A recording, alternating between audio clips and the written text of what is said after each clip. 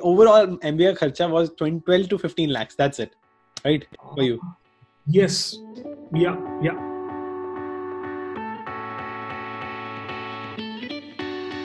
So hey guys, today it's an honor to introduce Sandeep, who did his MBA in Netherlands in one of the best universities of Netherlands with a decent GMAT score. And today we'll be talking about advantages, fees and salary in the Netherlands. But first, this video is brought to you by Skillshare, where you can find tons of resources to learn any skill you want to, such as Photoshop, video editing, entrepreneurship and leadership, which is required to be in a good business school. And on the top of that, you really need to learn some Dutch before coming to Netherlands. So definitely try this Master Dutch Level A1 course, which can help you to speed up in the learning process, because you will have to pass at least one Dutch class in Netherlands in your college. So definitely try it out, and if you will use the link in the description below, you'll get free premium trial to get started with your learning process. So hi Sandeep, can you please introduce yourself?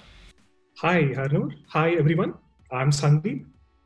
I did my MBA in Netherlands in the TIAS Business School, which is part of Tilburg University in Netherlands.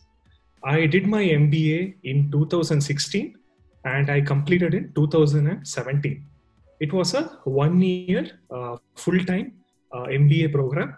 I specialized in general management. It was an amazing experience. When I think of it, I still have wonderful memories about the MBA program.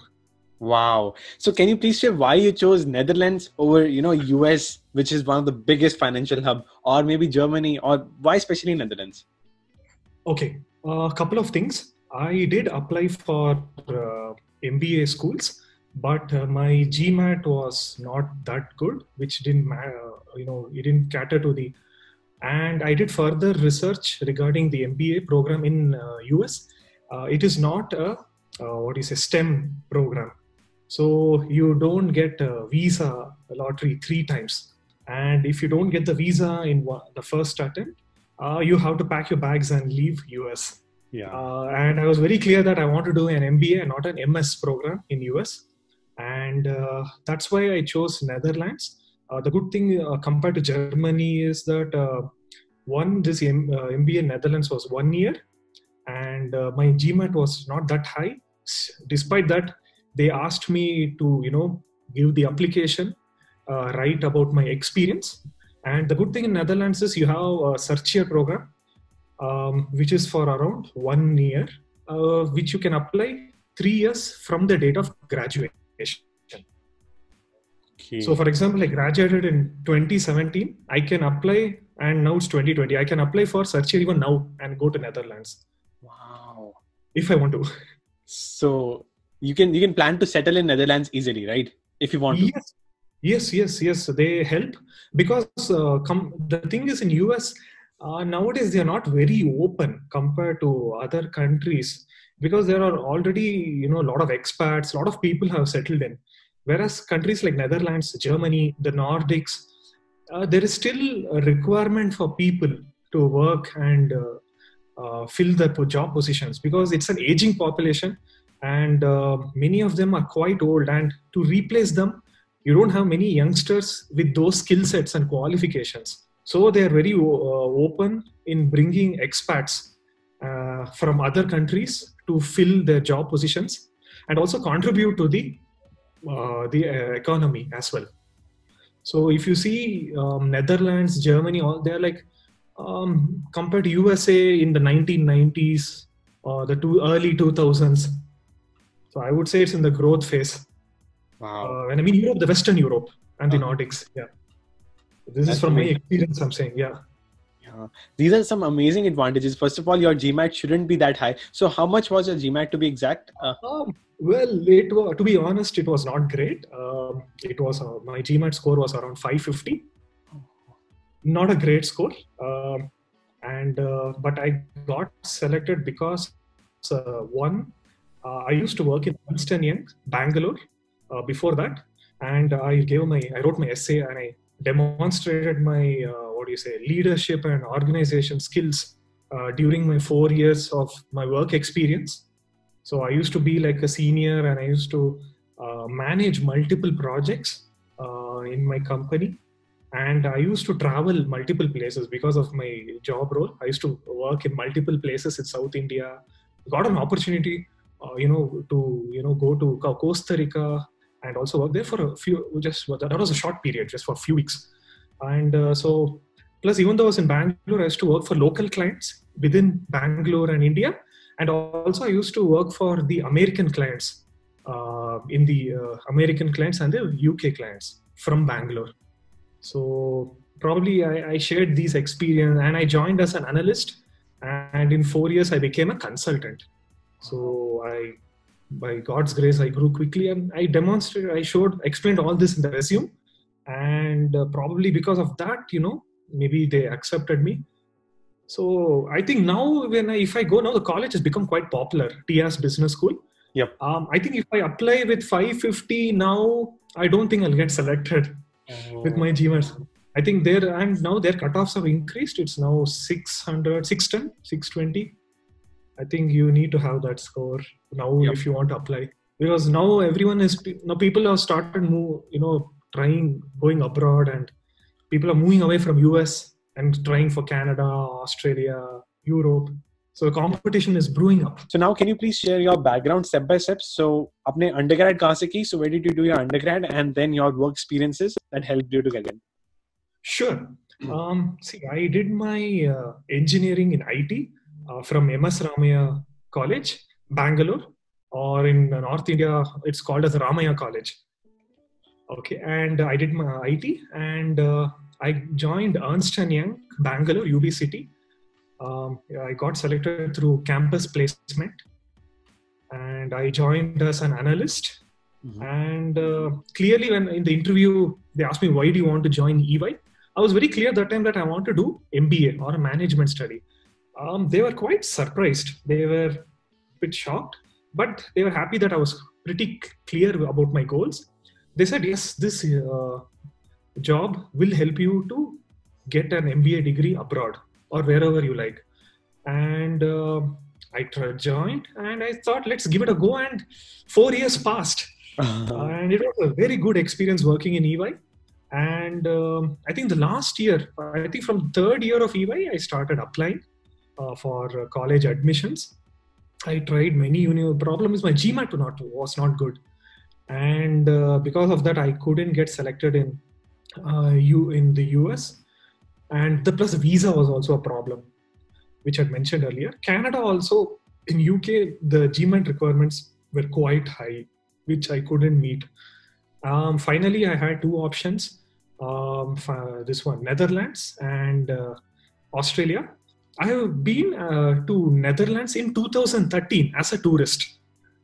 And it was an amazing experience. I really liked, Amsterdam, the vibe, the culture, the people, those canals. I really enjoyed the Keukenhof Gardens. I really enjoyed that ambience and vibe.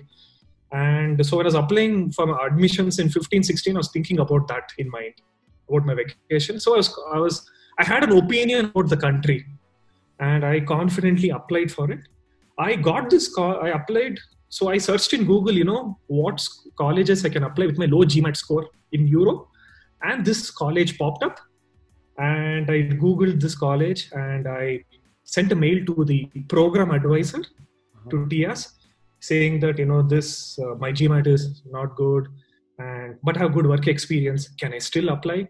I had good recommendation letters from my managers and my seniors in my company. He said, go try, give it a shot. Who knows?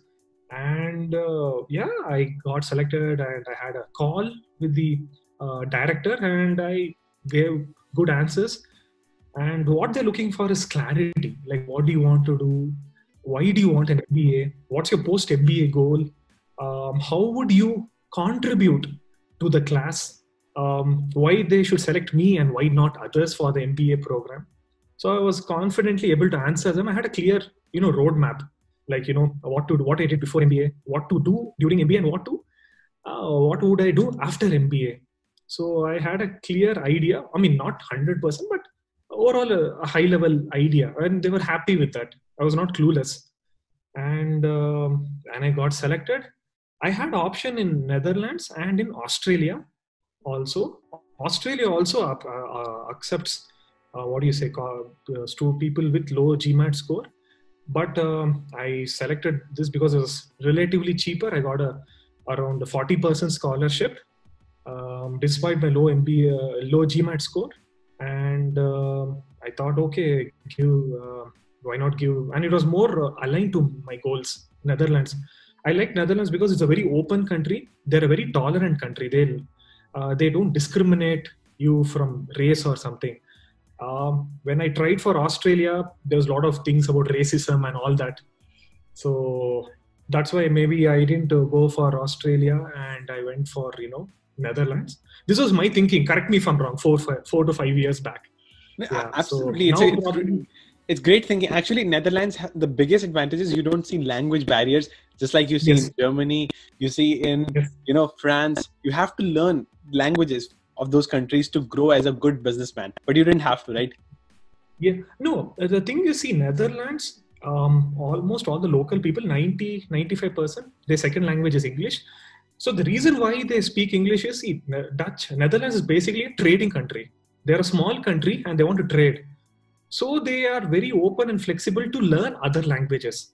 So keep in mind, Dutch not only speak English, many of them speak German, Spanish, Portuguese, Norwegian, and other languages as such.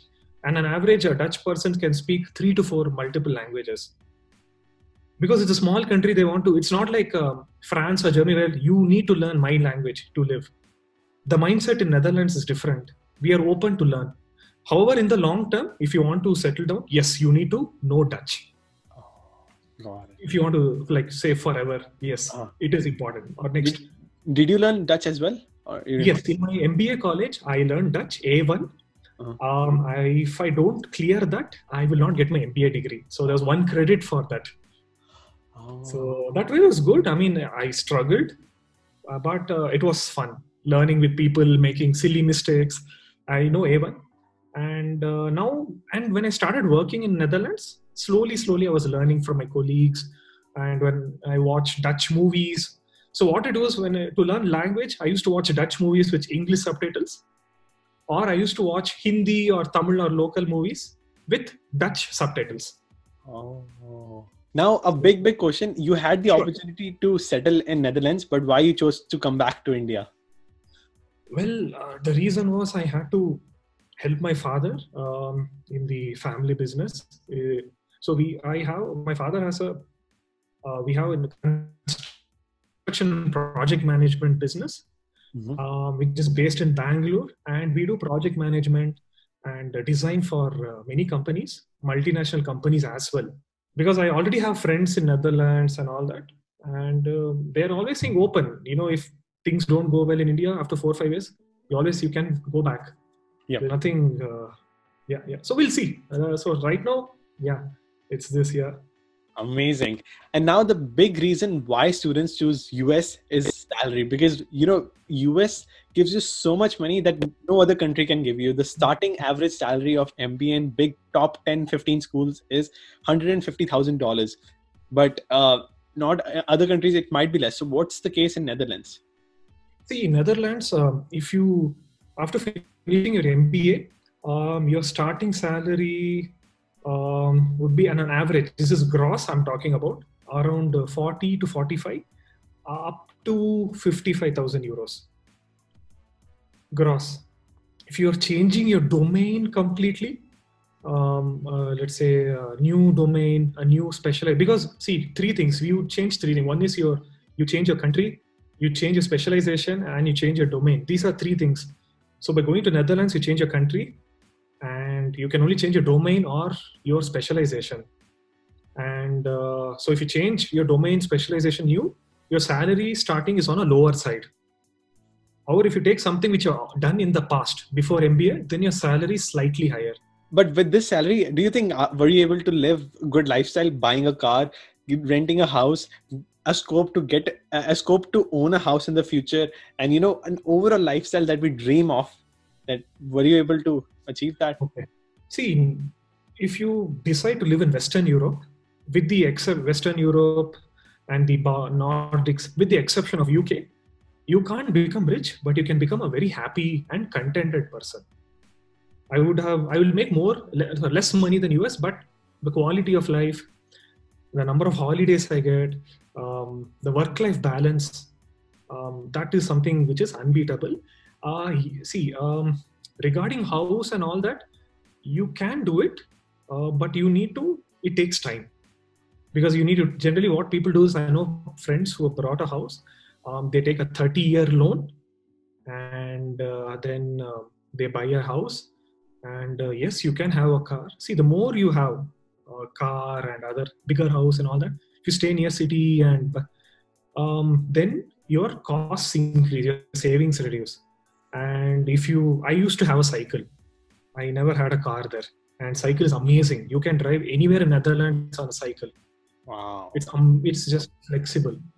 Okay, in the cold weather, yes, you wear winter jacket and all those things, but when you see everyone cycling, you are also fully motivated to cycle. Typically, housing, if you stay alone on a studio to cities like Utrecht and Amsterdam, it costs around 1,200 euros, 900,000, 1,200 euros a month, a studio. However, if you start living with others, share, then you can say it will cost you around 600 euros a month. Even though the salaries are low, it's absolutely fine, because the fees, the investment you're doing is way less. You're first of all investing 1 year. And what about the tuition fee? That is also less in Netherlands, right? The fees for my MBA was 37,000 euros. Okay. And Rotterdam, the costliest one MBA is Rotterdam, which is around 50,000 euros 1 year. Rotterdam School of Management. So, and there are 40 lakhs, right, in Indian rupees? 40 lakhs ho gaya. Yes, it's now 85 rupees, 86 rupees. Yeah, approximately. Wow. It's increased. Yeah.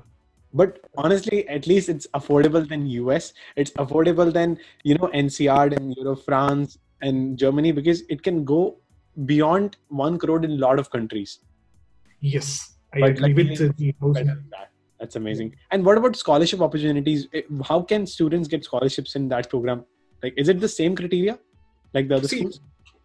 Simple. In my college, if you want to get good scholarships, get a good GMAT score. People I know had 710, 720 and all. They paid, I think, 4,000 or 5,000 euros a year, just tuition fees. You get really good. Yeah, this is 4 to 5 years back. I don't know how's the scenario now. So maybe if you get good GMAT score and if you have longer work experience, then your fees is low. It becomes very attractive. And you need to write good essay. If you write a good, strong essay with purpose, with intention, and there is a clear, goal, like what you want to do after MBA, why this MBA, and they give you that scholarship. 40%. I got 40% scholarship. And the good thing is that once you work in Netherlands, there is something called a study back program. Okay, so what they do is, once you work, you have to pay taxes. So instead of paying taxes, that money, you get that money back. I got around further 20% back. So you paid 40 lakhs minus 60%, then you paid 40% of it. That is around, I'll say, around 8 to 15 lakh, like close to 12 to 14 lakh. Yeah, you get it back from the tax authorities. So pay overall MBA kharcha was 12 to 15 lakhs. That's it, right? For you? Yes. Yeah, 12 lakhs. 12 lakhs. And that too for not that great GMAT score. Yeah. It's incredible, mind-blowing. Yeah. One last thing, maybe if you did, after doing your MBA in Netherlands, how easy it is to go to London and Frankfurt, where the financial hubs are much bigger? Very difficult, at least from my colleges, because London and Frankfurt, those few places, they prefer people coming from that local area. So it's all, even though it's a Shenzhen area, free border, but the the immigration rules are unique to each country. The labor laws are unique to each country. So it's hard. So they prefer, for example, let's say you're in Frankfurt, then they'll prefer a person from Frankfurt or somewhere nearby, Mannheim region. There are good schools, Mannheim Business School. Yes. Then you can study there, and it's best. Yeah. Yeah. And then you can work in Frankfurt because it's local. And same thing, London. If you want to work in London, try for schools in London. Absolutely. And that's how it is. Pretty local, unfortunately. But if you join a company, do well there, and then you can transfer there from that company. That is a different story altogether. No, I see. Regarding whether you want to study in Netherlands, you need to be very clear if you are studying in Netherlands, because if you want to settle down in Netherlands, eventually you need to learn Dutch. And regarding job opportunities, yes, there are many jobs in Netherlands. You need to plan smartly. You need to search for jobs in international companies or in companies where for local jobs, or which is what you call jobs with local positions, where you don't have to interact with clients outside the company, because then you need to know Dutch. So you need to smartly figure out that you have to be clear. And if you're looking for something in consulting or management consulting in Netherlands, please don't come, because you need to know the language. And not just Netherlands, anywhere in Western Europe or not. But in case if you're looking for internal positions in operations or in internal strategy or in say corporate finance or anything like that, in international companies, you can come and apply and join. So that is the thing. You need to be very clear on that. One thing, when you're applying for jobs in Netherlands, if they say you need to know Dutch, don't apply. Oh. Just English, then please apply, and then you have better chance. Because you do language, you can't learn 1 year language unless you're expert in languages. But it takes 3-4 years to master a language, a foreign language. Let's put it realistically. Absolutely.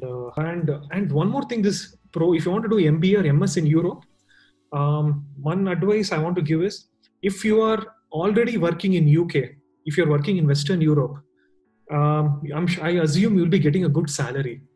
By doing an MBA, and if you change your job, you might be getting the same or even or lower salary if you change your domain.